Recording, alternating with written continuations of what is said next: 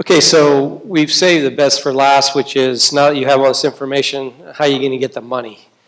What we're going to do with this session, which is going to focus on tips for success in writing successful D&I research proposals. We're going to have a group of folks that are going to come up and talk a little bit, but before we do that, we'd like to share just a brief 3-minute video on successful applications. Implementation science involves the spreading of practices and policies into healthcare and public health settings. Investigators, like yourself, often have trouble preparing high-quality proposals that receive the funding needed to conduct research within implementation science. Here are 10 key ingredients for implementation research proposals that can help get you the funding you need. 1. Make sure your proposal has clear evidence that a gap in quality exists.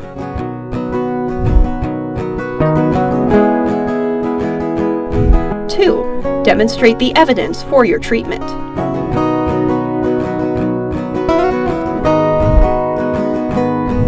3.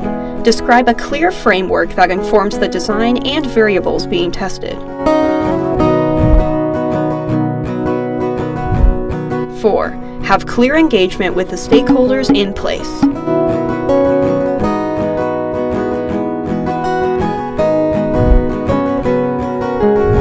5. Show how prepared your setting is to adopt new services and treatments.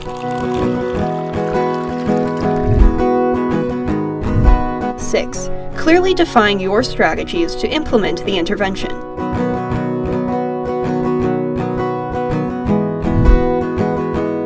7. Detail your team's experience with the setting, treatment, and implementation process.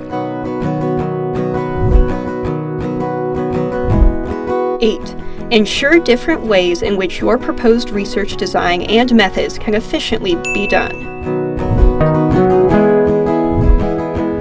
9. Clarify and elaborate your measurements and analysis sections.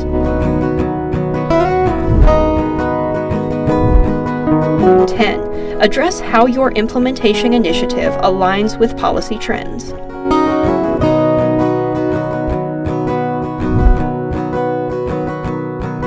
Remember that, while no application can include a high level of detail about every ingredient, addressing these components can help assure reviewers of the significance, feasibility, and impact of your proposed research.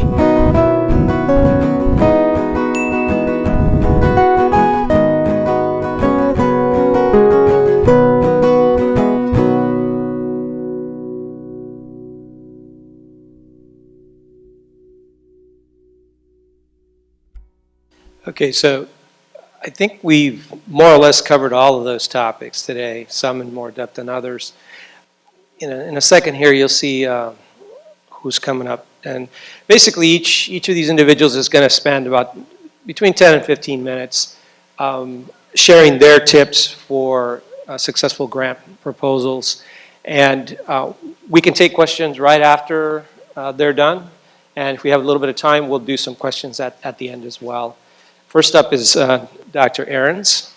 Well, these are basically, I think everybody up there has already spoken today, pretty much, so should be familiar faces. And we're going to go from left to right. So Dr. Ahrens is up first.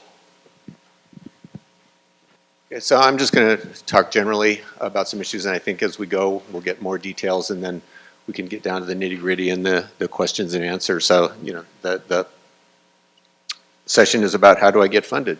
So, you know, my views are not necessarily those of the NIH, but based on my experience. So the first thing I want to touch on is when you're developing a dissemination implementation project, give yourself some time to develop your ideas and your proposal. So I like this. Do you have an idea for your grant yet? No, I'm waiting for inspiration. You can't just turn on creativity like a faucet. You have to be in the right mood. What mood is that? Well, last minute panic or desperation. So we want to avoid that and be thoughtful. And do talk to multiple people and consult with folks, both your collaborators, but also resources around the community. I think you're getting a sense that we have some really good and deep resources here at UCSD, and then as Brian was saying, throughout the Southern California area. And don't feel shy about contacting people if you need to get some of their expertise. So really develop your ideas fully and deeply. You know, there's a lot of competition out there. How do you make your grant stand out? And that's where you really have to focus on the impact and significance of your particular project. And what I like to do in my proposals is think about really two areas for impact to make your grant stand out. One is the public health significance, that impact that's going to really improve the lives of the people that may be affected by your project. And the second is the implementation science significance. So I like to have separate paragraphs with headings about those public health impact, implementation science impact. How are we improving health? How are we moving the field of implementation science forward? So give some thought to both of those dimensions and be able to make a strong case for both of those.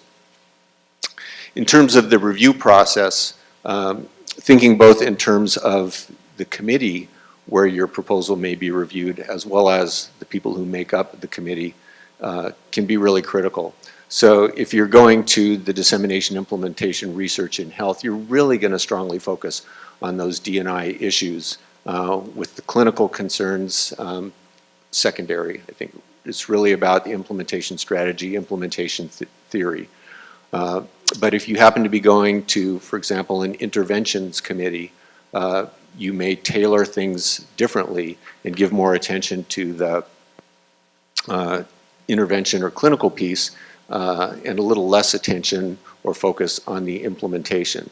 And you may need to do more hand-holding about why implementation strategies and theories if you're going to a committee that's not well-versed in the implementation process. So I've been involved in two projects where that was the case, one with Tom Patterson, looking at HIV prevention among sex workers in Mexico, in which we had what we thought was a pretty elegant test of an implementation strategy, but they were more familiar with things like train-the-trainer models, and so we had to kind of shift our implementation approach, and I think it was a less interesting and I think a less impactful study in that way because of that. And then think about, depending on the committee, look at who the members of that committee are. What's their expertise? Who are the likely reviewers?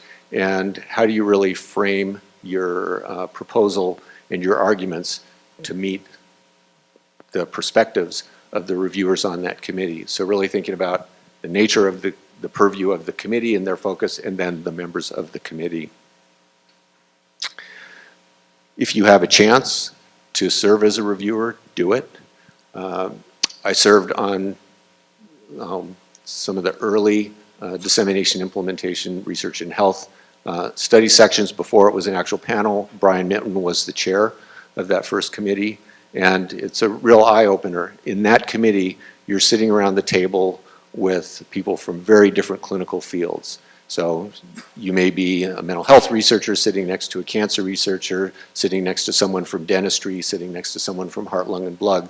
The common language is implementation science, but in terms of the public health impact and relevance, then that case has to be made to an entire committee. So you're thinking about how you communicate that as well to a committee. So serving on different committees gives you a sense of insight into kind of that process. And so look for those opportunities, and even though they're very time consuming, it can be very worthwhile. The other thing is that it's very unlikely that you'll be funded on the first round. So I like this quote from the old TV show Northern Exposure: "The path to our destination is not always a straight one. We get on the wrong road, we get lost, we turn back. Maybe it doesn't matter which road we embark. Maybe what matters is that we embark." And I know some folks get kind of stuck in that idea stage and not moving ahead. And really just, it's good to churn out the proposal, get it on paper, and then start framing, start shaping, and really narrowing and honing the focus. And I think the final thing that I have to say is that one of the most important things in getting funded is persistence. So you're going to get knocked down, you get back up, you get knocked down again. So just remember, stay persistent in the process, and with help and support of us all, you'll be effective and successful. Thanks.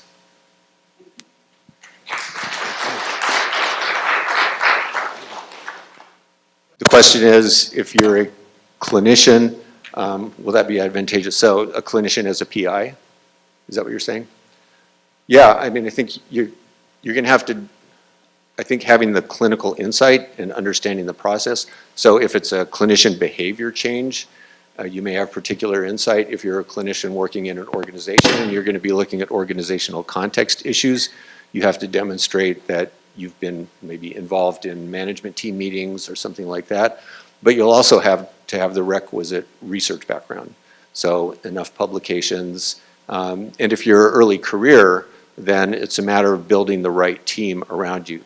So being able to show that you may be early career, early stage, but you've got the support of more senior folks to really help you in case any problems arise, because committees know that problems will arise, and that you may need some support in solving those. Is that helpful? Okay. Thank you. Dr. Terrace.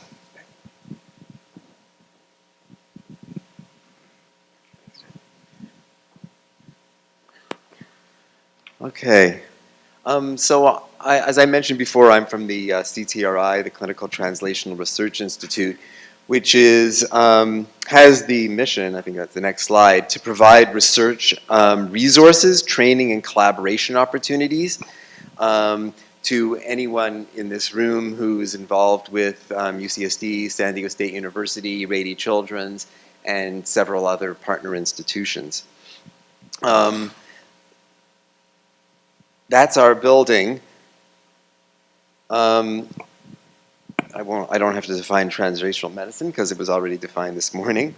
There are several units, and most of the services that are provided by the ACTRI are to help investigators with their research, from new investigators to very seasoned ones.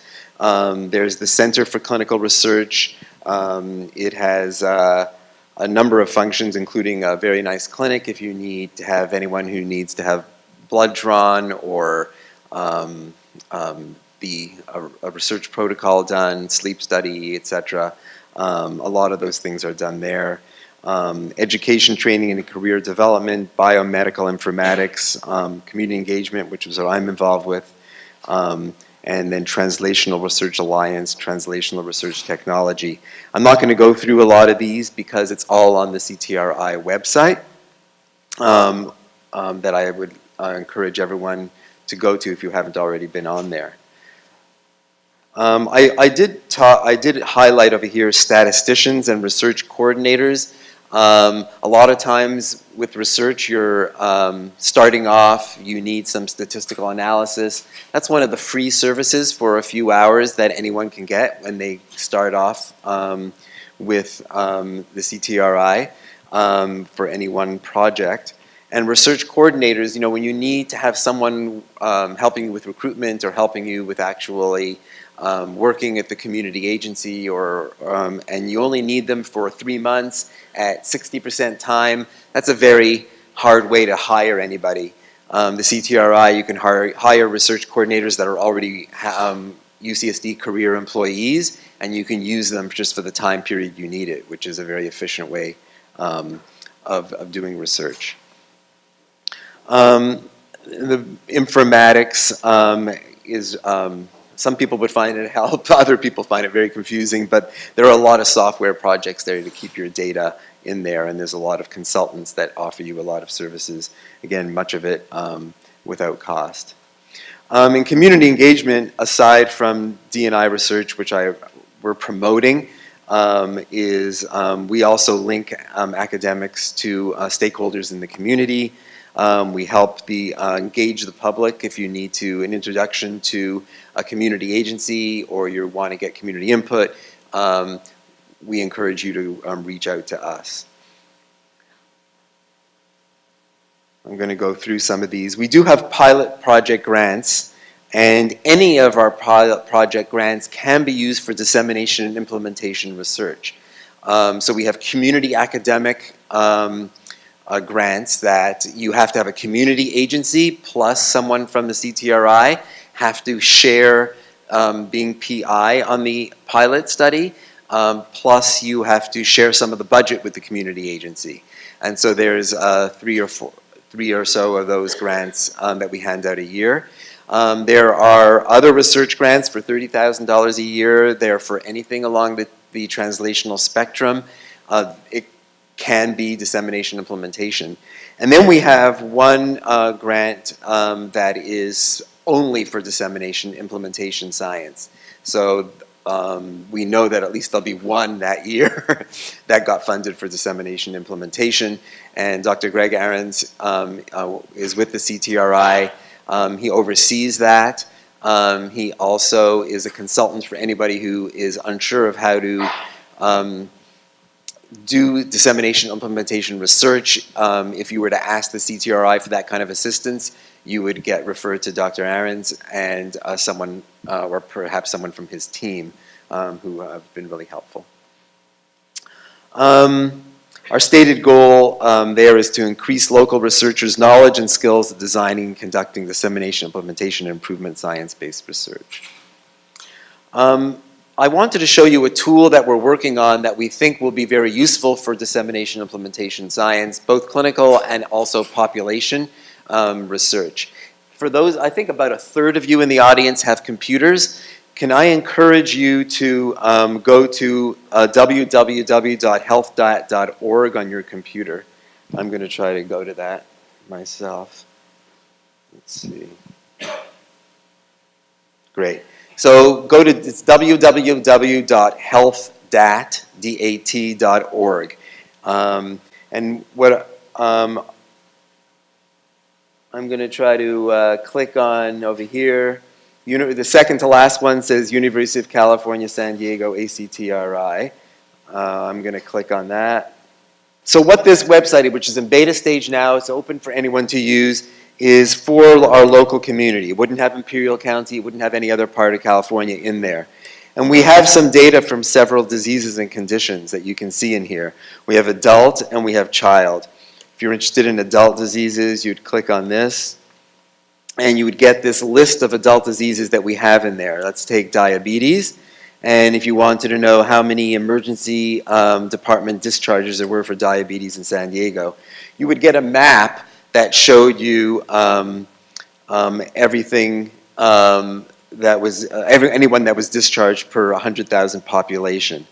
If you want to know where that data comes from, you go to that little I over there, and it tells you where that data is with a citation. If you want to know more about how it was collected, how they defined a discharge, how they defined diabetes, you could then follow up with that. So we do this for, as you can see, many childhood diseases and many adult diseases. You can get the data in various ways. You can get it in a bar. We can do it just for like certain communities if you want to compare Lakeside, San Marcos, Central San Diego, and then you can get some data there comparing different places. We think this will be very helpful for grant applications because you can print up graphs, you can print up maps comparing just the two regions you want to compare, etc. So I'm going to move away from the just the disease data because we also have another box you can do, which is best practices. So these are mostly evidence-based practices for any which one of the diseases that you had listed in there. So if you're going to look at childhood, say asthma, you would click on that and you can find what are the best practices as far as clinical things, community things, etc. And you can find some best practices there. Same thing with, say, obesity. You wanted to look at community and programs. They would talk about, so this thing opens up another menu on the bottom, public policy changes, and you can then go to a little blurb that's from this. The people over at the Institute for Public Health at San Diego State University have defined what would be considered a best practice. You know, anything that's had a Cochrane database review. It's not just any last piece of evidence that comes up. So they do use some criteria for that.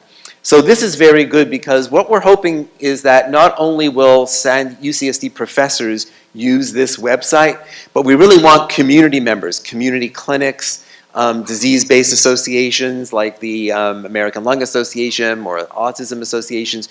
We want those organizations out in the community to use this website and then find us. So the next two things I'm going to show you are how we can find people in the community who are working in these fields if we want to do some research, and how people in the community can find us. So you'd go to resources, and you can see that there are community resources for any which one of these diseases. So let's go to adult, and let's go to, say, HIV/AIDS, and let's go to, say, health screening, and you will find all the places in these areas. You can narrow it down to just one part of the county, but you can find any place in the county that does this. So you have a list of community partners now to help you form your research application. Let me go back here for a second. If you were to go to academic resources, this would be to look for a colleague who's doing work with this, although there are a better way, like profiles. You can, if you were a community member, you may click on this. And what we're planning to do is list all the people that are doing work in a certain area. So we're going to list it by department. We can also list it by disease, etc. What I really would love everyone to do is, especially if you're on your computer now fooling around with this, but those of you who are not, go home, is to provide feedback on this component. We do not know if you want your email address on the non-beta version for everybody in the community who goes onto this website. So if you're doing research in autism, or if you're doing research on some psychiatric diagnosis, do you want anyone in the public to have your email and write you? We're not sure if you do. And what we may offer is that CTRI will take all the people that are looking for that, and if it sounds like a valid reason to reach you, we will pass it forward. But we'll sort of screen the crazy calls. The Cancer Center is going to be using this website for a whole number of cancer-based indicators, and they may offer the same sort of thing as well. So we would love your feedback on this, again, because it's a beta version, and I'll answer your question in a moment.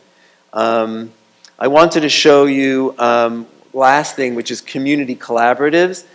Sometimes they're really very good to put into a grant application. So if you're looking for community collaboratives on human trafficking, you can find that there. And then we have dozens and dozens of community collaboratives and community agencies and things in here. Where we find them is all from the 211 zip code. CTRI is going to support this website and keep it alive for many years to come. Right now the data is not as fresh and new as it could be, and it's not as complete as it could be.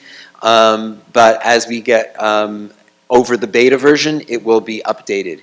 We're also hoping people will give us ideas of the kinds of data they would like to add to this. And as long as it has some granularity, as long as each zip code within San Diego has some of its own data, we can put it in here. Are there any questions about CTRI or health data? Do you have? No. Okay. Thank you. Thank you, Howard. Dr. Chiang. P. Corey. Thanks. But I'm a senior program officer in PCORI's Dissemination and Implementation program.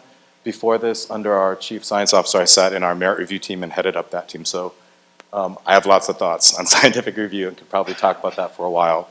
But for now, I will focus on the following topics. I know there are a lot of people who may not be very familiar with PCORI, so I'll give you a very brief 101.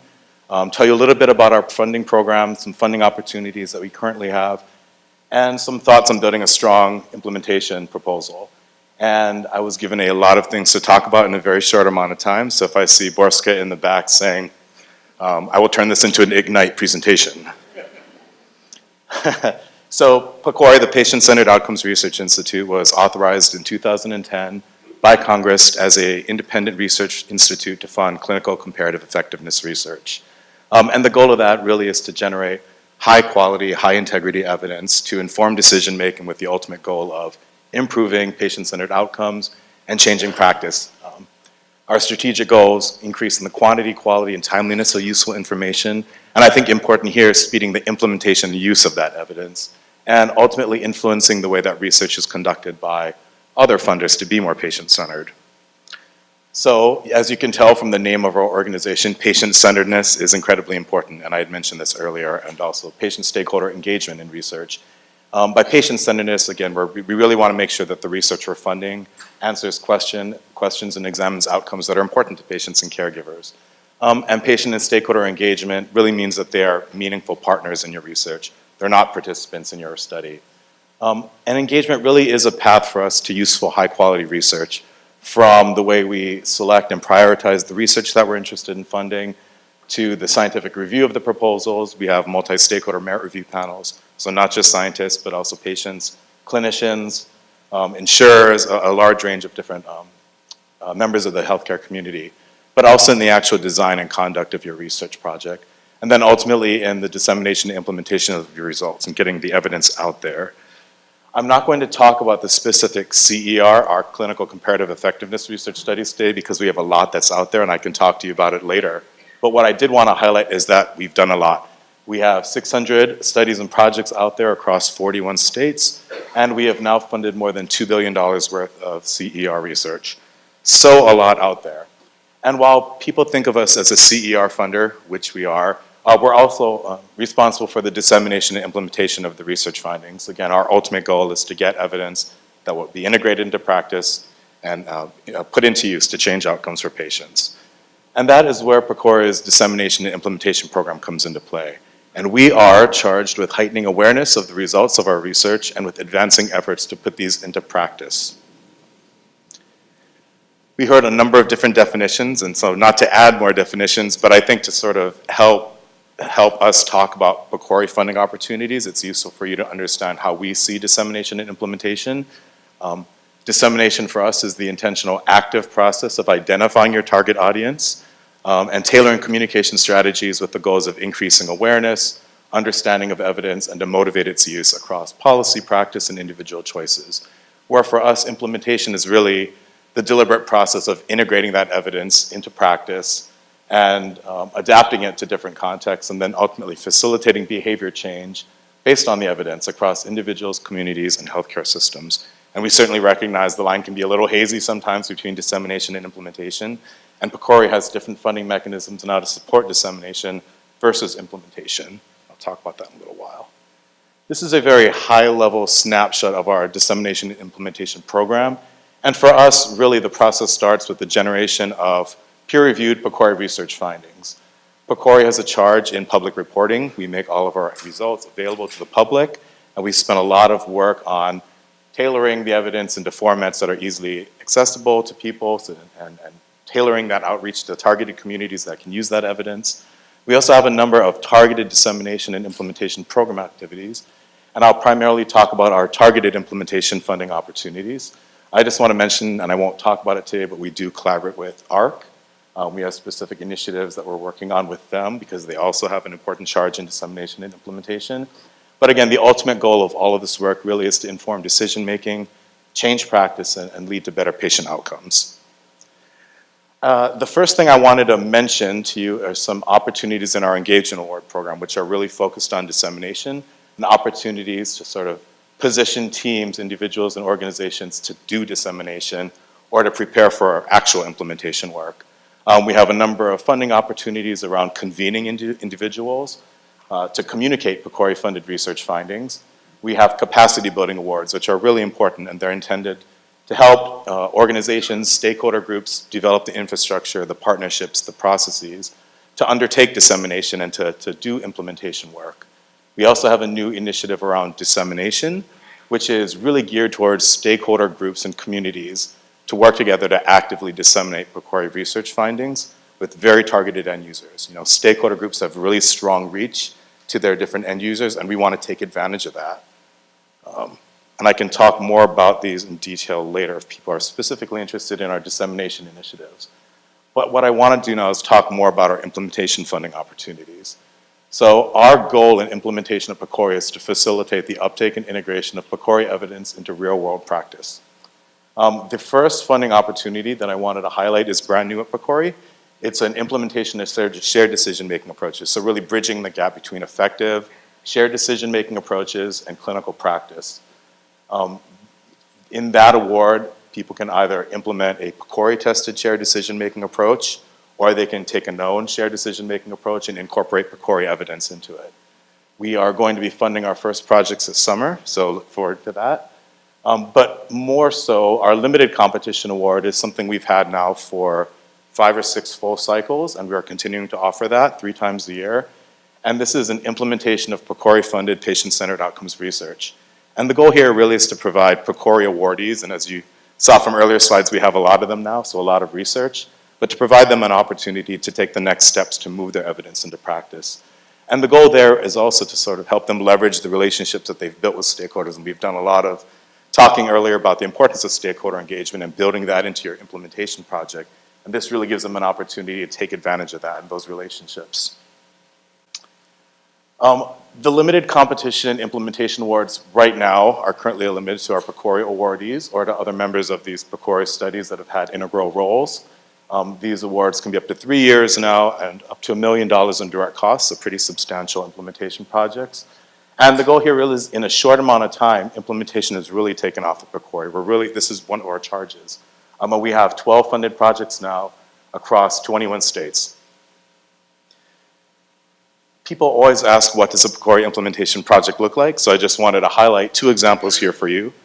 The first one comes from Eric Hess's lab at the University of Alabama, and his project is implementing a shared decision-making intervention in 5 hospital EDs across 3 different health systems to help patients experiencing chest pain decide on the most appropriate follow-up options with their clinicians. And he's gonna reach about 40,000 patients screened through this project, so we're really excited about that. Another project that we just awarded and hasn't gotten started yet is a project that's going to help clinicians better identify, evaluate, and report on suspected child abuse through the use of a tailored decision support package that she's embedding in the EHR across 5 EDs and 2 healthcare systems. And I believe in that project, she's going to be reaching about 60,000 children screened. So really big impact. We're really excited about that. This is just a snapshot of the pathway for our research studies to an implementation project. So again, for us, the starting point really is PCORI results. We have our results.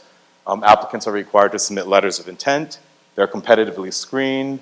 A subset are invited to submit applications, and we have a pretty rigorous multi-stakeholder merit review. Once projects are funded, they get going, and our ultimate goal is to get this uptake of evidence. We spend a lot of time at PCORI working with our awardees to help them develop the strongest proposals. Because, and again, our goal isn't to cherry pick the best, our goal is to get great evidence out there. And to do that, the people that do the research, again, aren't always the best positioned to do the dissemination and implementation. And so we really feel it's a part of our charge to provide that consult, the telephone calls, the follow-up, the feedback. That's really important to our mission. And so these arrows show every step along the process where we're doing that work.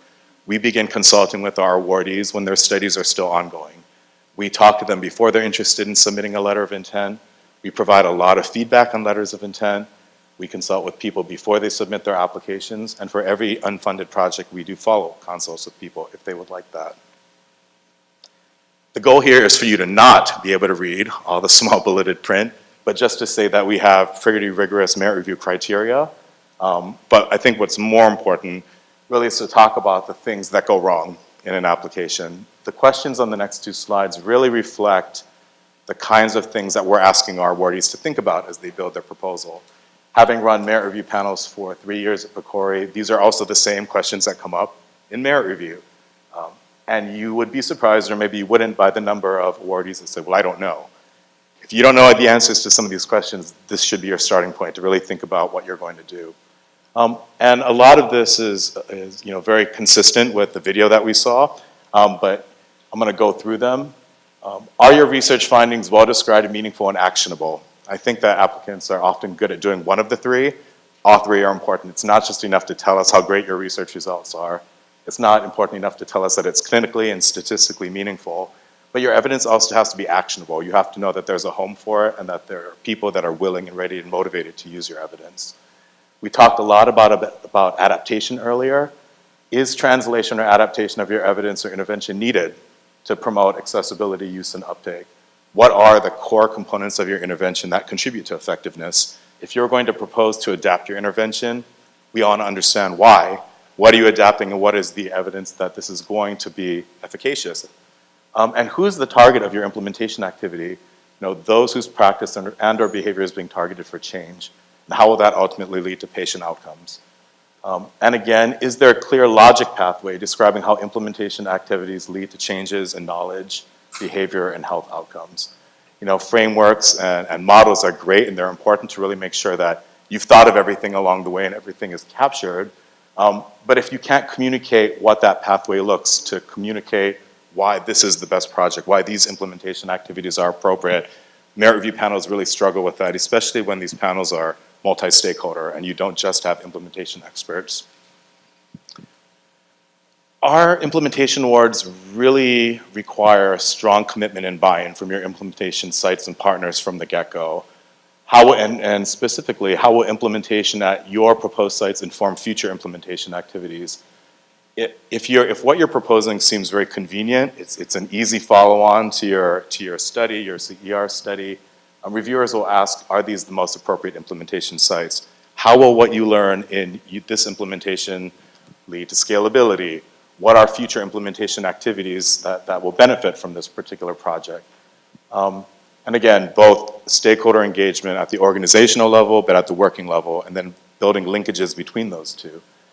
And do you have regional or national stakeholders engaged and included who can support implementation beyond this project? We really don't want to fund implementation work that ends with your implementation award. We want to know that there are legs beyond your immediate project. And what does a robust evaluation strategy look like for your project?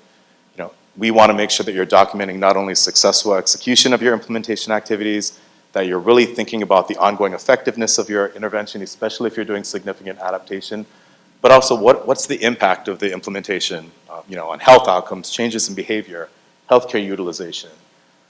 And at PCORI, we don't have a score sheet where you add up all the different scores and you get one score. We don't have a funding line. But we do ask reviewers to think big picture in part of these panels. And the big picture question for our implementation awards are, what's the potential for your project to lead to increased use and uptake of your evidence? And if you don't have a good elevator spiel to talk about what that potential is, it's really hard for people to understand the impact of your project, to understand why of all the work that's out there, there's so much research out there, why is this the work that should be the next step? So I don't know how much time I took. Hopefully that wasn't too fast, but if anyone has questions, I'm happy to answer them. I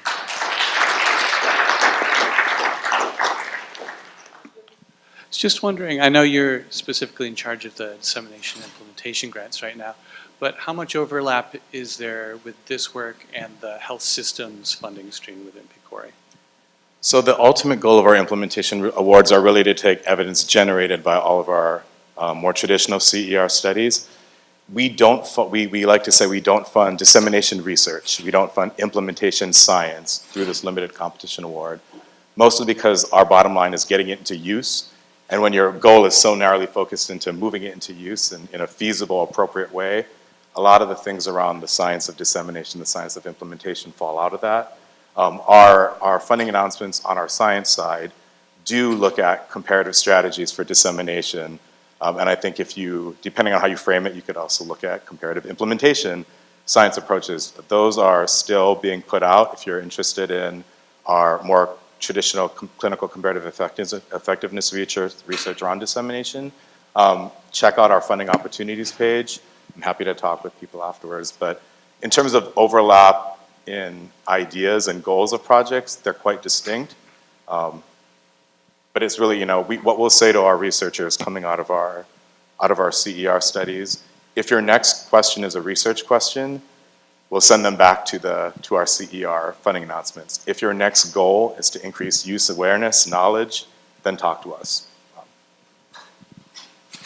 A couple of years ago, I attended a training on the PCORI funding structure. At that time, one of the things they emphasized was that PCORI does not fund grants, they fund contracts. Mm-hmm.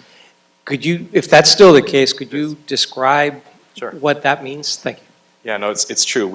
And this is a point that we really hammer home during our scientific review process. We don't fund contracts, we fund grants, we fund contracts, which gives us a huge opportunity to work with potential awardees coming out of our merit review. We'll tell merit reviewers to really give us all the strengths, the weaknesses, tell us if they're fatal flaws, are these fixable flaws, and I think there are a number of people in here who have reviewed for PCORI and can attest to this. And following our merit review process, we work really closely with the applicants who have projects that have the strongest potential to lead outcomes, improved outcomes. Our goal is to work with great results. And if you have great results and strong evidence, we need to work with you to find a way to get it out there to directly support our mission. Ethan, you mentioned the multi-stakeholder, the review panels that have stakeholders too, which is pretty unique. One of the main contributions, I think, to PCORI that's different for most scientists. Could you just say a word or two about that and advice you have about how you might write your proposal differently? Yeah, with funding, with applications to PCORI, you do have to think about your audience, and your audience in your review panels is both, for example, in our implementation awards, implementation experts, including ones that you may or may not have seen up here on the stage, who really understand what they're doing and what they're talking about, down to the consumer level, and people who are going to want to know, how does your intervention work in a clinical encounter? If you're proposing a shared decision-making intervention, you need to make sure that in an application you explain how that intervention works in practice. Our panels include clinicians, payers, purchasers, very specific expertise depending on your application. So if you have a very specific intervention in a very specific disease or condition, making sure that you can speak at a very high level to the people that just want to understand, is this going to improve outcomes and why, to the people that are going to be looking for holes in the way that you're proposing your project. So, you really do need to think about that.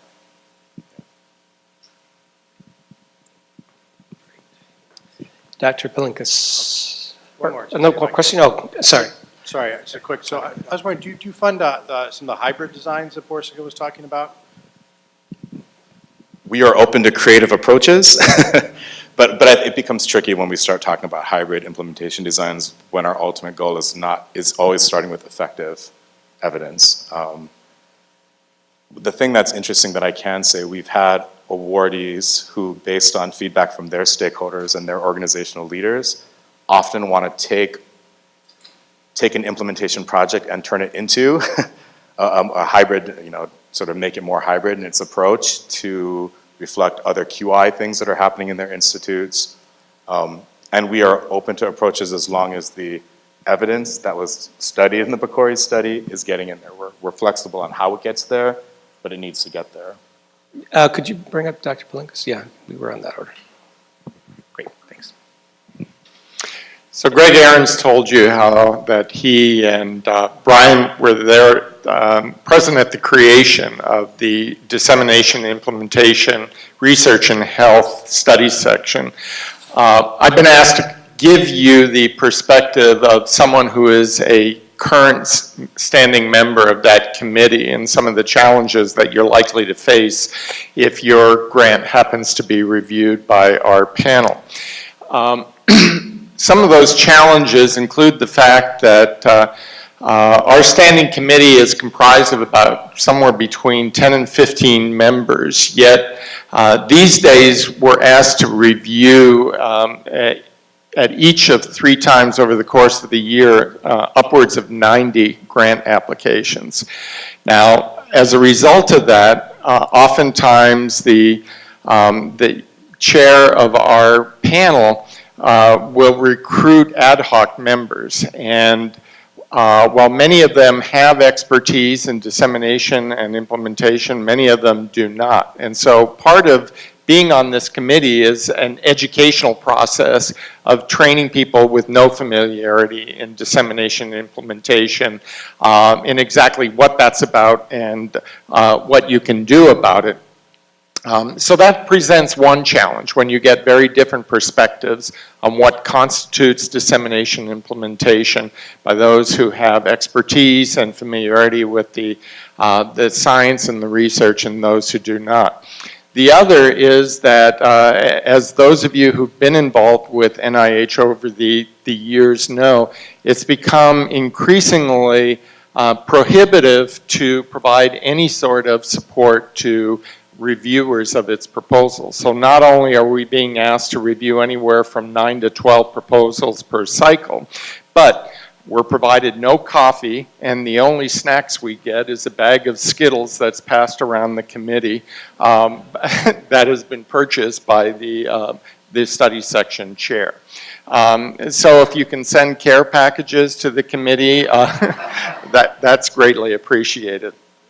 Some of the more commonplace challenges that you're likely to experience, however, is the extent to which the application is responsive to the interest of the various institutes of NIH as they relate to dissemination implementation. At the present time, there are 4 standing program announcements or funding opportunity announcements that have been issued by NIH. They provide opportunities for funding as an R01, an R03, an R21, and an R18, the last of which is not as well known among investigators as the other 3. These are research demonstration projects. They seem to have great potential and bring with them considerable amounts of money, but they get more to the idea of demonstrating proof of concept.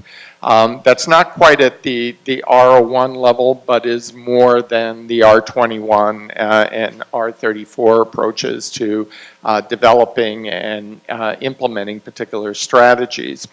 We also tend to see grant applications that have responded to other program announcements that aren't targeting specifically dissemination and implementation, but nevertheless have as a keyword dissemination and implementation.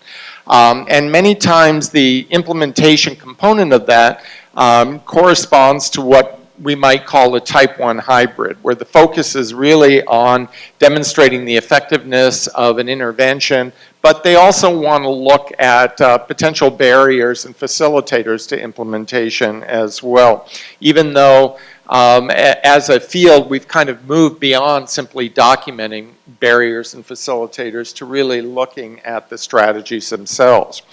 So that when you look at these program announcements, you'll see a common statement of purpose, which is identifying, testing, developing, evaluating, and refining the strategies for dissemination and implementation, but also looking at studies that focus on methods and the development of methods to facilitate our understanding of implementation and dissemination as well. One of the key elements to successful submission of an application, of course, is responsiveness to these program announcements. So it's more than simply saying my application is in response to a particular program announcement number, but really looking at the priorities identified in those program announcements to determine how responsive your idea is to the priorities of NIH in general. And then following up on that in conversations with program officers, because while these program announcements are written and exist for 1 to 2 year periods, priorities may change within an institute. And the best source of information about that is the program officer. So some of the relevant research directions in D&I research at this point include the focus on strategies that implement health promotion, prevention, screening, detection, diagnostic interventions, as well as effective treatments. Study of the local adaptation of these interventions is given priority. Longitudinal and follow-up studies on the factors that contribute to sustainability. You heard a lot about sustainability in this morning's conversations. Studies testing the effectiveness or cost effectiveness of strategies is promoted by these program announcements. Study of de-implementation. Russ mentioned this in his presentation this morning. The fact that many of the programs that currently exist don't work, and so how do you get rid of them is something that we need to be paying more attention to. And then studies of relationship of context and local capacity, another thing that we've talked about this morning. So these are kinds of the things that NIH is giving priority to in terms of what they want to fund and what they will fund.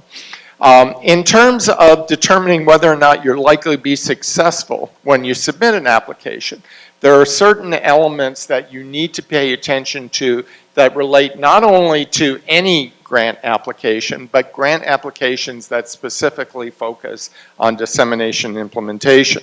So for instance, not only the public health significance, which pretty much goes without saying for any NIH grant application, but do the existing data or public health or patient needs justify dissemination and implementation? So are we really at the stage where we begin to consider best practices when the practice hasn't even been developed or is still in the evaluation stage? If the aims of the proposed project are achieved, how will dissemination implementation knowledge be advanced? And one of the primary failings of a lot of the grants that end up getting triaged is that it really doesn't explain how the field of implementation science is going to benefit from your particular project. It's not just a matter of ensuring the implementation of a particular program or practice will be successful, but what do we learn from that experience? And then will the potential adopters and organizations be able to determine whether or not the results are applicable to their particular setting? With respect to the investigators, are they part of stakeholder teams that have strong links and engagement of stakeholders necessary to accomplish project aims? Well, that's true with any particular NIH grant submission. It's the idea of, are you working with people who can actually make the implementation happen? Not just you as a researcher, but people on the ground, people working for the organizations that you're collaborating with. And is there clear evidence of dissemination and implementation research expertise as part of the team? We oftentimes see applications by clinicians who say, I'm an experienced implementation expert because I implemented an evidence-based practice. Well, that doesn't make you an implementation researcher. And in fact, many times when you read through the application, you'll see a lacking of an understanding of the fundamental principles of implementation science. With respect to innovation, does the proposed research contribute new and innovative design approaches to the study of dissemination or implementation processes or outcomes? So it's necessary to include, as we discussed this morning, reference to frameworks, models, theories like the EPIS or the REAIM or the diffusion of innovation. But simply to say, oh, we're basing it on this model is not going to be enough. We need to demonstrate how we're going beyond simply the application of a framework or model to a new understanding. And do the methods proposed promise to speed the translation of research into practice and produce novel and robust findings?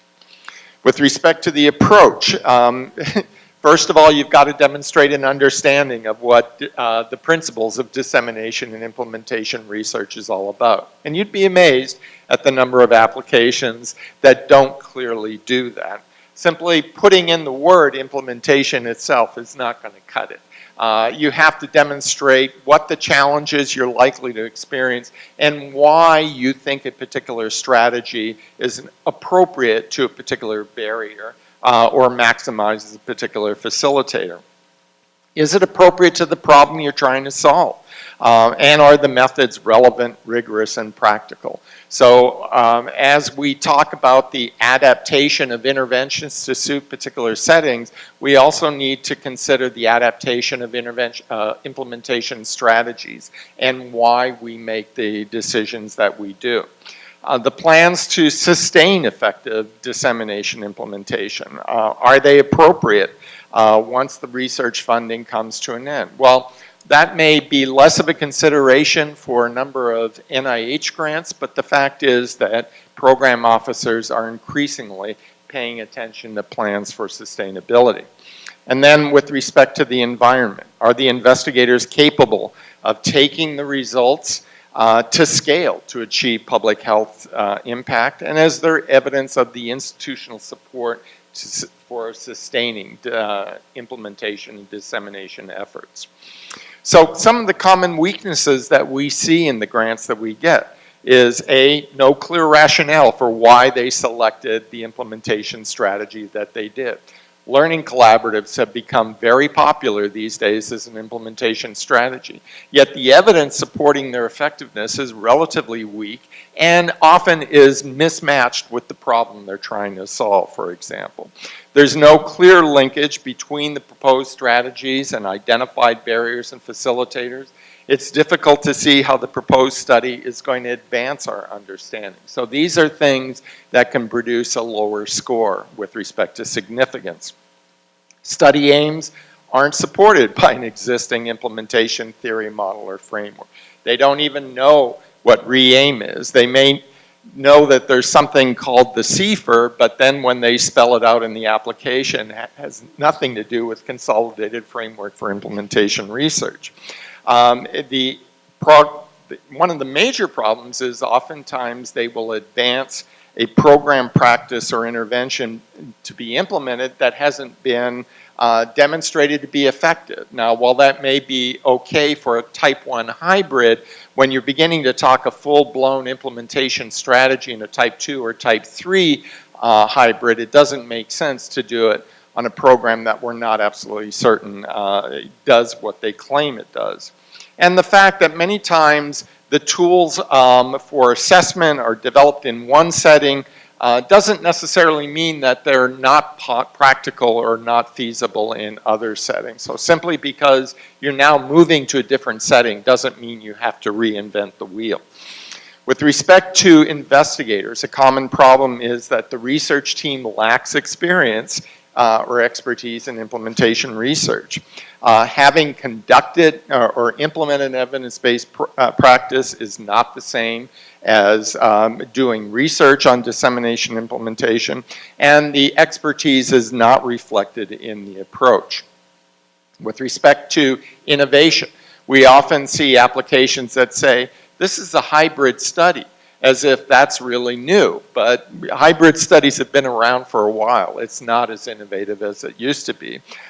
Using the infrastructure of an existing project, we're piggybacking on something, is not particularly innovative. Using mixed methods is no longer particularly innovative, or multidisciplinary teams. And so when you continue to see that in applications, you wonder how much exposure are these investigators getting to what innovation and implementation science is all about. With respect to the approach, lacking understanding of the function and capability of existing theories, models, and frameworks. So I've seen applications where people will propose, we're going to measure fidelity to the intervention using the CFR. Well, the CFR wasn't designed to measure fidelity, so how they got to that place remains a mystery to the review panel. The lack of rationale for the implementation outcome selected. So simply to go through the menu of the re-aim framework, for example, doesn't necessarily say why they want to focus on reach or why they want to focus on adoption. And the lacking of information on how the implementation will be, how the intervention will be implemented is another approach. As a qualitative methodologist, some of the things I tend to see that really raises my hackles, so to speak, is when people say we're using a convenient sample, which to a qualitative methodologist who knows that random samples aren't always advisable, the last thing you want to do is select a convenient sample because there's actually no justification other than convenience. There's no theoretical basis for selecting such a sample, even in a qualitative study. Claiming to adopt principles of community-based participatory research. I know many of you do CPBR, but simply saying, well, we've got a community advisory board, and that's it. It is not going to cut it either. And then finally, although it's maybe labeled as a mixed method study, if there's no description of how qualitative and quantitative methods actually fit in together or are integrated, means you're simply engaging in parallel play, and that's not really mixed methods. So I'll leave it at that. If you want more information on the program announcements, you can obtain it there, but that's basically some of the issues that we tend to see. We're increasingly being described as a panel of hard asses because the percent of grants funded through our committee have been getting smaller and smaller, but then again, the pool of potential applications has been getting larger and larger as well. Thank you.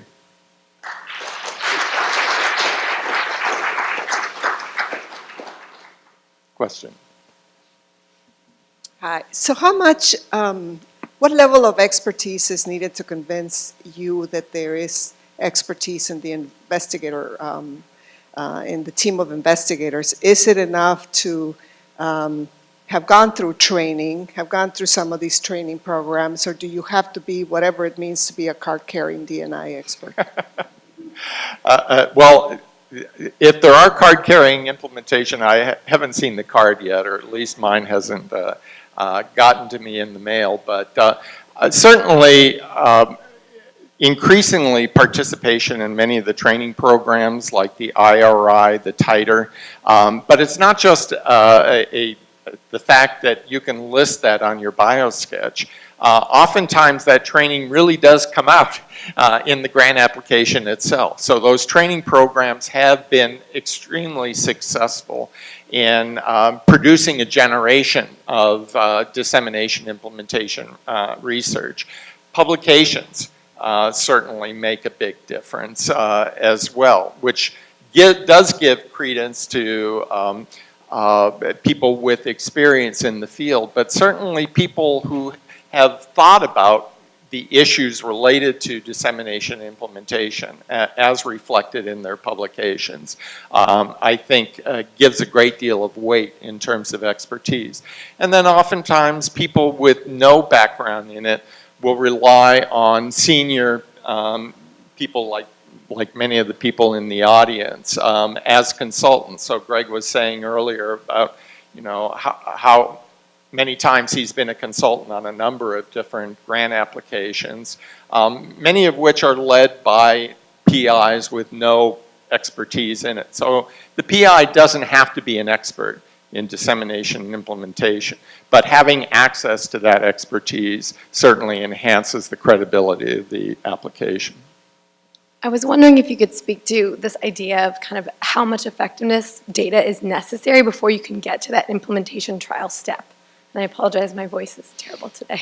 So how effective does the intervention need to be? Again, it depends on the relationship between studying effectiveness and studying implementation. So as I said, we see a number of grant applications that are not responsive to these 4 particular program announcements. And generally, those applications focus on documenting effectiveness. The reference to implementation usually is at the preliminary or hybrid type 1 model, where you're identifying potential barriers and facilitators that you may wish to address in a subsequent application. It's when you get to a hybrid type 2 where you're giving equal weight to effectiveness and implementation, or type 3 when you're trying to implement a model. If you're implementing a model or an intervention that has very limited evidence of effectiveness, that's when you begin to run into problems. Now, Dr. Hamilton. So I took a pretty practical approach to this presentation. So I'll give some general tips and then some tips that are more specific to VA. I will say, just imagine a slide that says my views don't represent those of the United States government. What I'm going to share with you is based on my experience of writing grants, reviewing grants, reading a lot of grants, and just thinking a lot about grant writing and doing a lot of training on it. So just some little amusements for you. I'm a big logic model fan. So we have the kitty where it says never ever think outside the box, which of course is not what we want to do in D&I research. We really have to. I like the top right where the middle says, it's hard for me to read it here, where we hope many miracles occur. So we might need a few more details here. And then you've got your logic model for a comprehensive program level intervention. So the good news with writing D&I proposals is that there is such a wealth of information out there for you to draw on, and all of these references are cited in a slide later. So there are actual articles on how to write D&I proposals, fantastic articles. There are many, many published protocols which can help you understand how people put D&I proposals together and projects together. And then there is a website through NCI where funded D&I proposals are available for you to read. So there are so many resources for you. And many of the points that I'm going to raise here have already been made, so there's just some reinforcements. But that point that was made earlier about what gap are you filling? What is the problem?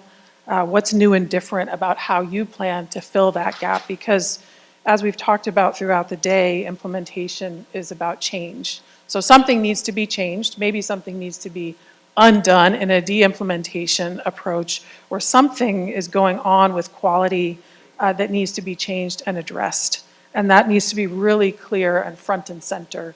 That problem statement and the specific aims is really everything, because if you're not grabbing people there, then they're probably not going to be too concerned about continuing to read what you have to say. So that problem needs to be really compelling.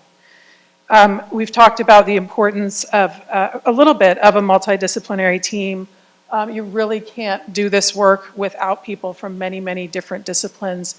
As you've heard throughout the day, we're calling on so many different paradigms, methods, approaches, fields that any one of our particular individual types of training is never going to be sufficient to tackle the complex issues that we're dealing with in D&I research. And you really need a thick skin, because people are coming at this work from so many different types of trainings. They're going to see the world in different ways. And so instead of finding that a point of hostility, it's a point for the ideas to really grow and develop and evolve.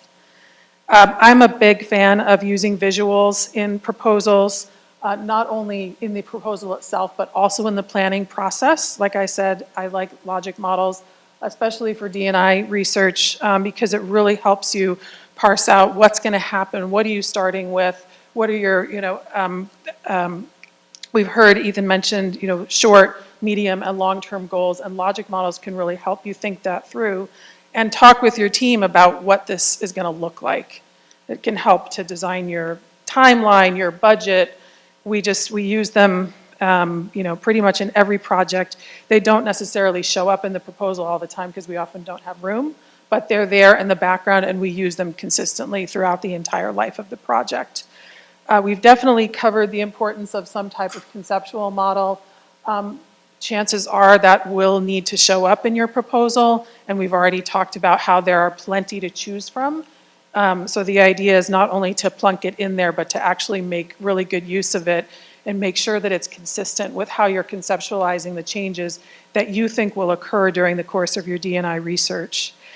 Tables can be your best friend in proposals, especially with mixed method studies, because you want to look at your different constructs, for example, and show how you're tapping into those with different measures, different data collection instruments. And so tables can really help to convey a lot of information. And then I'm sure many of you are way more creative than I am with visuals, but not only do they help ideally to convey the stories that you want to tell in the proposal, but they're also breaking up that really dense text. So it just helps to give the reviewers who, as Greg said, are reading 10 and 20 proposals to just get a little breather and see something that might convey information in a different way. We've talked about theory. I love theory, so I don't think we could ever talk about it too much. But it's really important when you're developing a proposal to think through what your working theory of change is, and you might want to map that out using visuals. And what I hear a lot in working on D&I proposals is, well, I'm not good at theory. I don't know theory.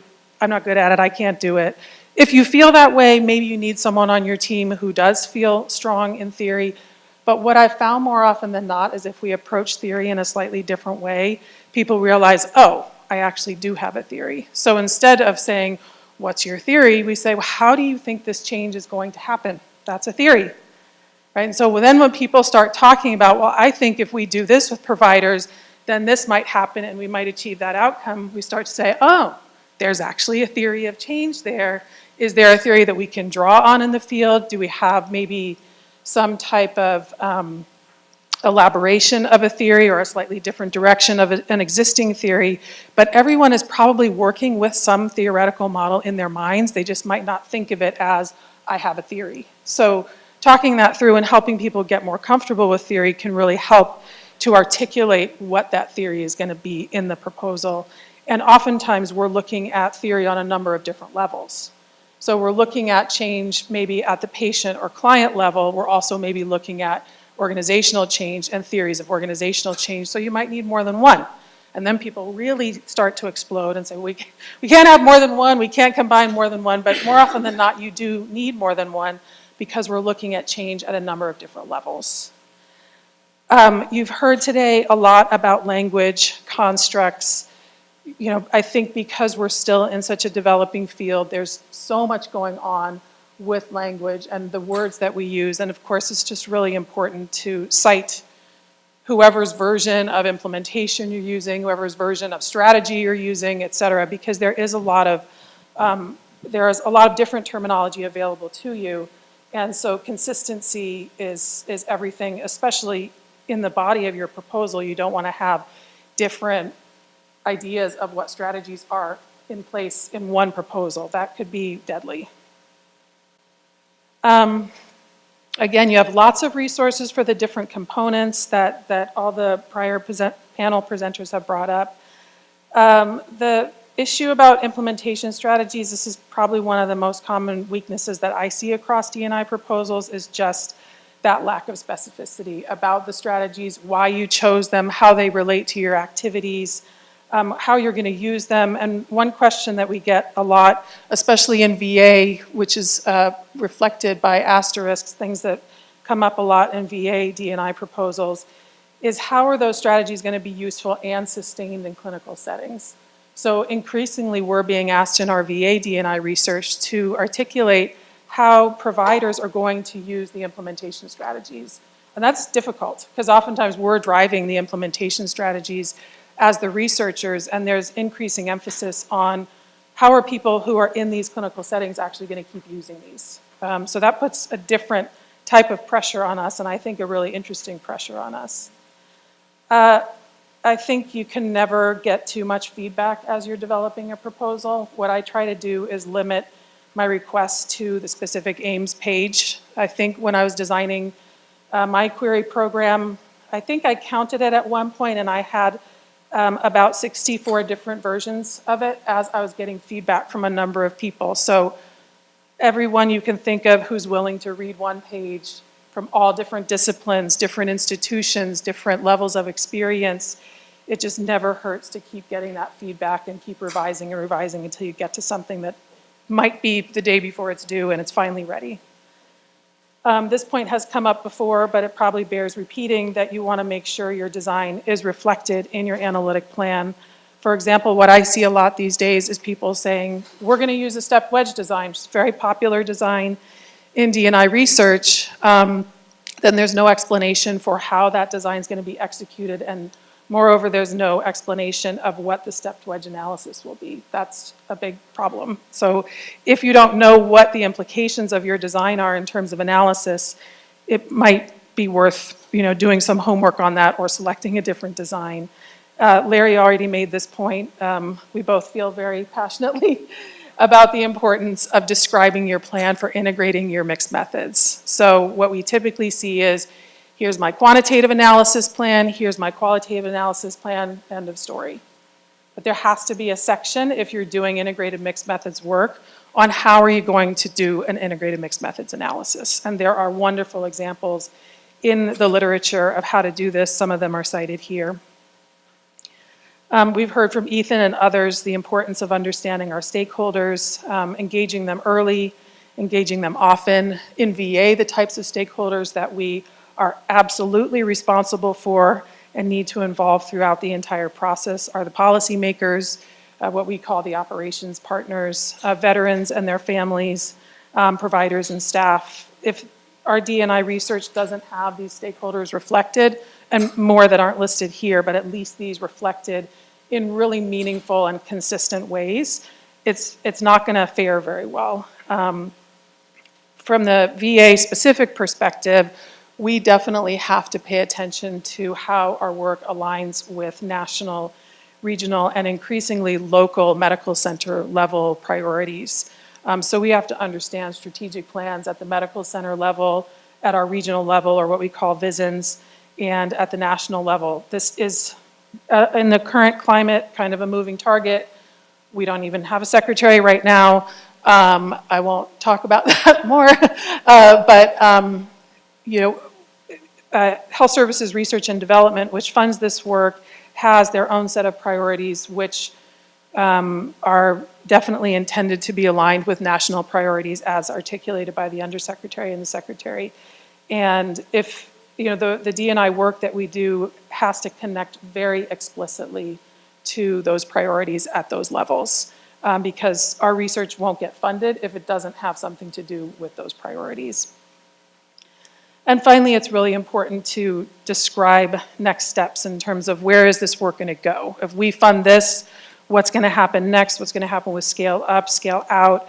How will this intervention or the care model move into the healthcare system? What we're seeing more and more in VA is a really strong interface with quality improvement and diffusion efforts. A lot of requests for shorter projects that have to do with rapidly moving evidence-based practices that have been tested in VA into clinical settings. There are RFAs coming out for that left and right. And I didn't put this on a slide, but just to touch briefly in case it's useful, because you have the NIH funding climate to compare and contrast to. So in VA, first of all, you have to be a 5/8 VA employee to be a PI on a proposal. So a lot of people aren't eligible to apply for VA funding. If you have a chance to get into the VA and you're interested in doing work in the VA and with veterans, there are a lot of funding mechanisms available. It's a really, really vibrant environment in which to do research. So the way it works now is that Health Services Research and Development, and then there's Rehab Research and Development. Most of my work is in HSR&D, reviews all the proposals, including D&I proposals. It used to be that the Quality Enhancement Research Initiative also had review mechanisms, but now it's all folded into HSR&D except in special cases, special mechanisms that are put out now and then. And so that means that the review committees within HSR&D are often calling upon D&I specialists if the proposals that are coming in require that, which more and more often they do. And that's really important because previously the HSR&D review committees didn't really focus on D&I research. So thinking about, sort of the implications of that in terms of how proposals are reviewed is really important, and kind of thinking about what those audiences might look like, even, thinking about the stakeholders that are reviewing PCORI proposals, who is on that committee, what type of knowledge base do they have, really thinking about what those committees look like. So these are the papers that I mentioned, and I do want to acknowledge my funding sources, for which I'm very grateful, and the Implementation Research Institute, which taught me a lot of what I know. So thank you.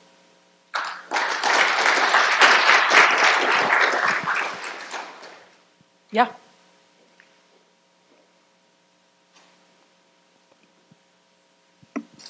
Thank you. I really enjoyed your presentation, and I thought it was extremely practical and something that I could use when I walk out of the room. Yay. So for those of us who have without compensation appointments at the VA, so walks, how might we connect to individuals who are doing D&I type work like yourself? Is there a mechanism that provides a compendium of resources, et cetera?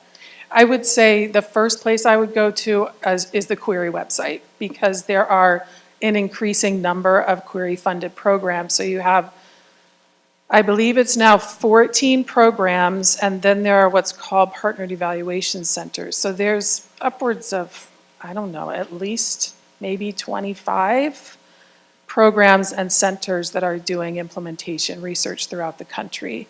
And so the folks that are involved in those tend to be very active D&I researchers with lots of opportunities for people to get involved in those projects.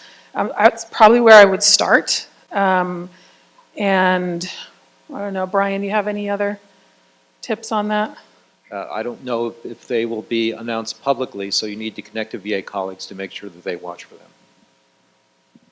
And there's mechanisms coming out all the time, because whatever funding goes to HSR&D and query, then they try to align that with priorities and develop very, very interesting RFAs, some of which are really, really quick turnaround. Thank you. You're the second speaker now to talk about the importance of describing how you're going to integrate qualitative and quantitative findings in mixed methods research. In terms of actually describing that to reviewers, what would good practice look like?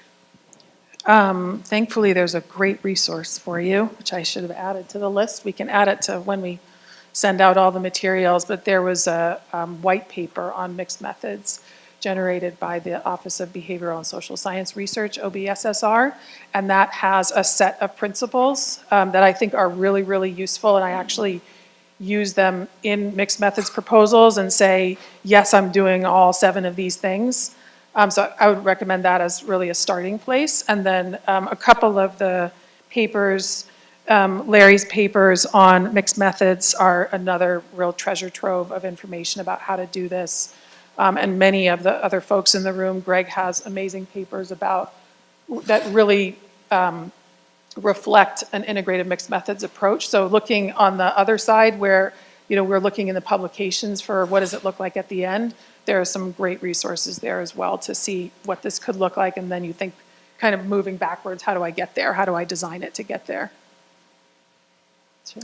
A question for all of the presenters, actually. And first of all, thank you so much for all of your wisdom and condensing all sorts of experience, and I'm sure sometimes some bloody lessons learned into this. But I was surprised at one thing I didn't hear you say that to me a lesson learned that's real important is, I might have missed it, I had to step out once, but I didn't hear emphasis on talk to project officers, talk to project officers, talk to project officers. And it's something I've kind of learned over the years. Maybe it's a bad idea. I don't know, but I always recommend my mentees to talk to at least 2 different project officers, because often it's not immediately clear exactly where, what institute or what mechanism something's going to go to. So just any thoughts or reactions to that? I'll just briefly comment and then hand the mic off. So I'm so glad you brought it up, because I completely agree. And on the NIH side of my work, I've always benefited from talking to the project officers, and I'm amazed at what I learned from them and what they're willing to share. And the guidance that they can provide. They might, once you establish a relationship, they might send you RFAs that are coming out that they know you're interested in. So that's a really important relationship to cultivate. I would say it's not quite the same on the VA side. The project officers are wonderful, but it doesn't quite work the same as NIH. I think the parallel from my experience in VA is talk to your operations partners very early and say, well, we're thinking about doing projects in these 3 areas. And they say, well, that's good, but couldn't you do something in this area instead? And those relationships are critical to describe in VA D&I proposals, and it involves early and very, very frequent conversations. And, you know, similar to the PCORI work, those relationships have to be meaningful. And they won't give you a letter of support if they don't. I mean, they just won't give it to you if they don't think that you're doing something that's aligned with their priorities. So that's sort of the parallel on the VA side. Other panelists want to address that? Just so I don't forget, on your letters, the support with stakeholders, you know, as stakeholder engagement becomes more and more important, it's more and more competitive on who they want to work with as well. So you really need to have a value proposition for your stakeholders. I think the old paradigm was, you know, they should be very fortunate that we're engaging them. That's changing a little bit. So you really need to think about what you bring to the table for them, not just that they're coming to, you know, you're offering them something. At Pecoria, on our science CER side, we certainly welcome applicants that are interested in our funding announcements to speak. We'll schedule phone calls and consults with anyone that reaches out to us. On the dissemination implementation program, we spend about 3 weeks nonstop speaking with applicants following the feedback from our letters of intent. And we really encourage that, and so please do take advantage of that if that's an option for you. Thank you, Dr. Hamilton. So our last presenter in this session is Dr. Ziedonis, who will be talking more on career development awards. Right. Well, this is the last of the talks. So how many of you may actually be thinking about some type of career award, so I can just see who's in the audience? All right, yeah.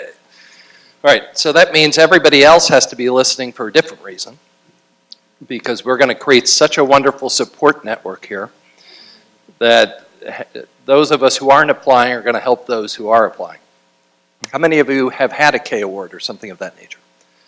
All right, so again, that's a terrific mentor group.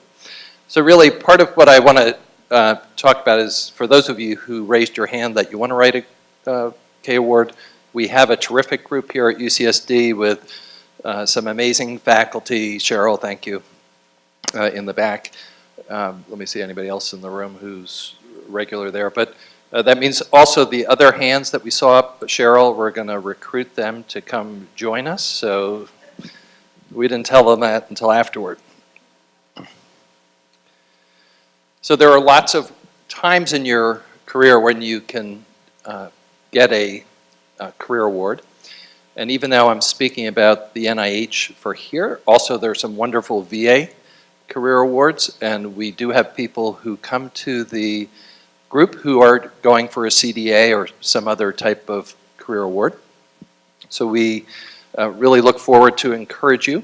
And the last question that Russ asked is one of the things we teach early on, how to get over the anxiety of calling a program officer and getting people to call very early on, and they really are an amazing resource. So one could potentially have a career award most of your career. I had my career award at Yale when and I had a NIDA K, and I was looking at substance abuse, particularly schizophrenia and mental illness. Back in 1993, cocaine was paid for, tobacco wasn't. So we've tended to focus a lot on process and D&I versus topic, but I do think topics are also another way to think about the money and where you're going to get your bucket or who might pay for your career award.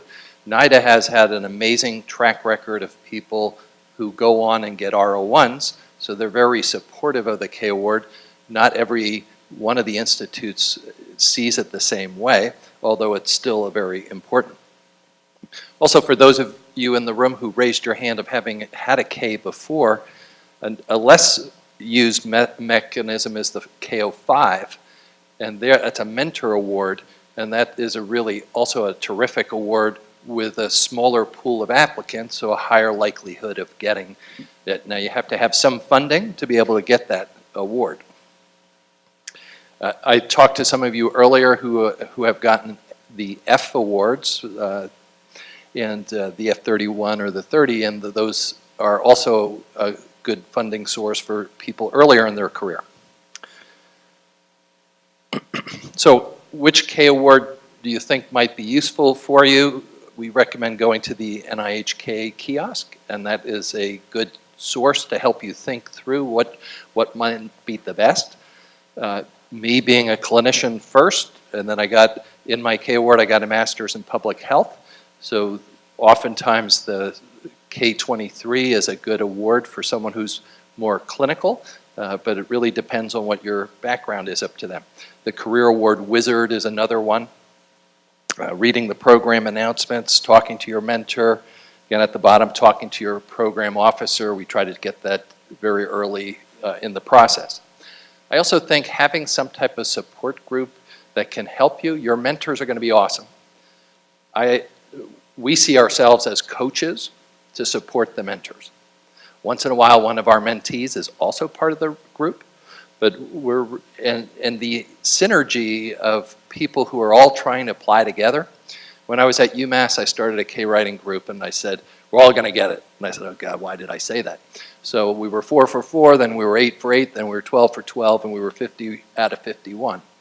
So it's possible to really gain support from each other in that process. So I'm not as smart about cardiology, but there might be somebody who's a mentee and you're interested in depression and cardiology and you have a colleague in the room who's quite good at that. So the synergy and the support is quite helpful. All right, so what is the funding climate like? All right, well, so those of you who are looking at your mentor saying, do I want to be like them? You have to aspire. So these numbers might even be too high, I don't know, the way the funding is going up and down. But in 15, these were the numbers. But just as a comparison, here's the K Award success rate. So you can do better just by going for a K Award, and then if you have a support group and people helping you and many, many drafts being seen, and a part of the K writing group is just holding people accountable to whatever their timeline is and helping them to stay on target, which is often the hardest thing, and encouraging them to have many eyes look at what they're putting in. So preparing to apply for a K Award, some kind of learning community. I'm sure we'll be talking about next steps after this conference. So how do we build in the sense of community, both for people applying for a K Award or something else, but for all of us working together? I frame it as identify what your theme on your sweatshirt. So it could be a guy way of framing it, but in a short way, how do you describe what your focus is? Because a review committee, particularly around the Ks, will quickly want to label you in whatever quick way they can remember. And so thinking about, in a tight way, so mine was drug abuse and psychiatric comorbidity. Well, the subtitle at my grant was schizophrenia and cocaine addiction, and I was doing early behavioral therapy development work and creating something and then studying it in a randomized controlled trial. Because you don't have a lot of money, so you have to keep your projects small. We do support on helping people to do biosketches, improve their CVs, create a career development plan that aligns with what the mentor, and we get the mentor also involved in that process. Whoop, how did I get there? And so those are things that we do. We also look at your pub record and try to give you feedback on what might be the right number, depending on which award you're going for. If you're one of the more early K Awards, we're sort of looking at 10 as a paper number for people to have a target on, with maybe half of those in the area that you're focusing. Some people are switching from one topic to another. So some people might be saying, wow, I used to do clinical trials. I want to do dissemination and implementation. Can I switch more to that kind of a topic?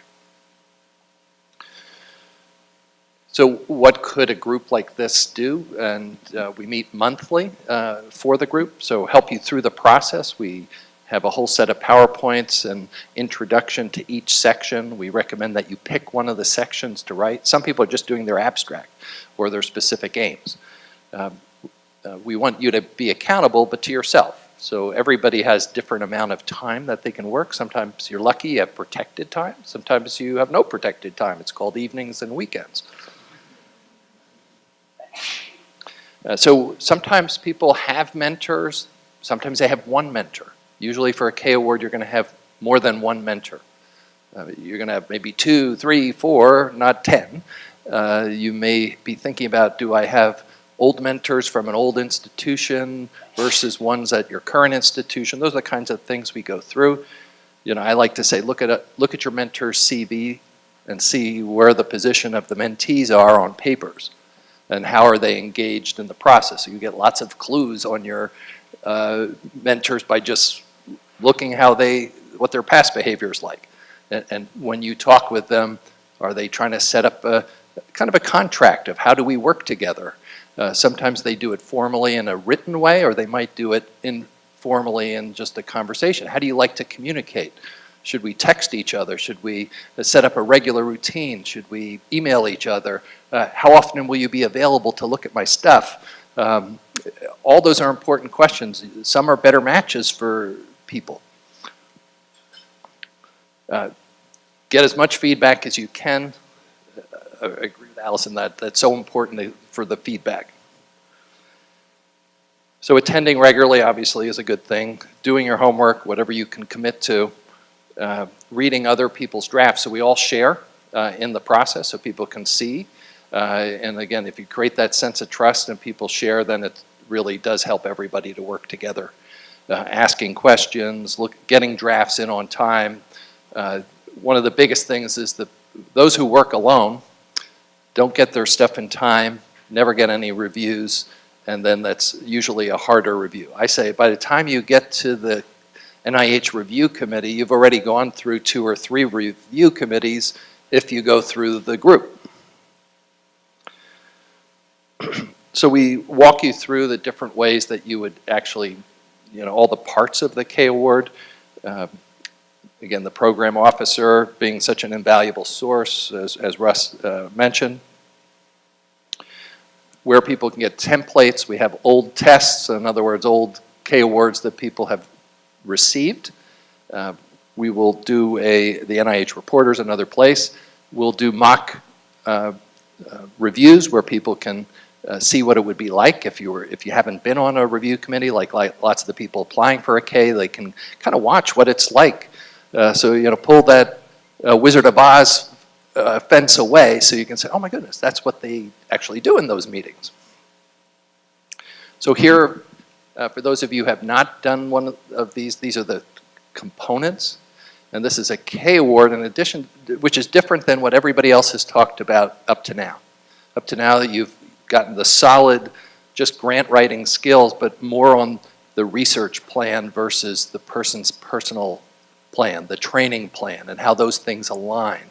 That's what's the trick for the K Award, and where Cheryl and I can be coaches and help people even if they're in basic science, because we won't know the science at the level that the mentors were, but we can help people with a plan. We can also give them feedback as an average scientist would look at a more detailed part. So, and even things like the training in the responsible conduct of research, people learning about different ethical training that goes on your campus is another really valuable thing. So you think you have 2 paragraphs and somebody else has 3 others, and then you can decide, oh, do I want to take that course? Oh, wow, I didn't know Carmela has this amazing ethics for mobile technology, cutting edge. Institutional commitment, we talk about how to work with your chair, about what needs to be in those kind of letters. Again, mentoring team. Obviously, their being funded matters, so we give you feedback in regards to not only do they mentor in a good way, but if you're at institutions like the faculty represented here, it's going to be pretty easy to find some terrific mentors. Again, here are some of the things that we suggest for mentors, and then when we give the talk for the mentors, we give them the good list of what mentees are supposed to do. So it really is a two-way street. Sometimes the mentees have an extra burden to keep the dialogue going, which is different than maybe a supervisor context. So these are just examples of what we talk about. Here's a candidate statement. Your journey has been long and convoluted, but your statement is going to look like it's organized and you knew what you were doing. Some of the common pitfalls, I think, relate to some of the comments we've heard prior to my presenting. So lack of focus, particularly for someone early in their career, is one of the biggest items. trying to solve all the world's problems instead of some more narrow focused thing with your resources, because people need to think about feasibility. So if you have your time protected and $50,000 extra dollars, one can do only that amount of work. So it really also reflects how well your mentors have helped you if it's feasible to do what you're proposing. Some of the other things that we see is the disconnect, because the mentors tend to focus a lot on the research plan, but how's the training plan aligned? What's going to happen if project 1 doesn't work out for project 2? How does your training plan align with your projects? People will, particularly as you go through the promotion process, they want to see that you're different than your mentor. They're going to look carefully at how many papers are you as a mentee and mentor on when you're coming up for promotion, particularly here at UCSD. So how are you innovative and supported by your mentor, but different? Design issues are often a critique, but you heard lots of great advice here today. Statistical power, but again, that depends on the project. But here are just some examples of stuff, but really being too ambitious is what we usually see. 3 or 4 projects when maybe you only can do 1 or 2. So sort of bottom line, good idea, having something that is significant, has an impact, all of the great comments that were said prior to where I'm focusing more on the career award aspect of it. Having a great mentor, being a part of a research team, nobody does it alone. Having a supportive environment, and that's what I'm really hoping our group here can do for people that are interested in these kind of topics. So, but of course, luck never hurts either. So, thank you.